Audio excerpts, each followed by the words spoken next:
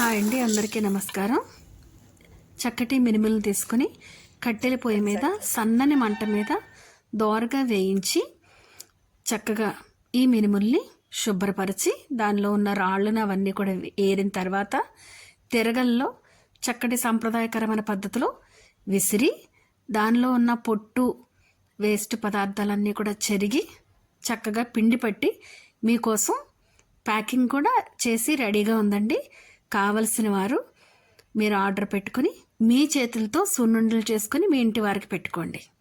చక్కటి ఈ సున్నుండల పిండి కొరకు ఆర్డర్ చేయండి. పైన ఉన్న నెంబర్కి ఆర్డర్ చేయండి. Bye bye.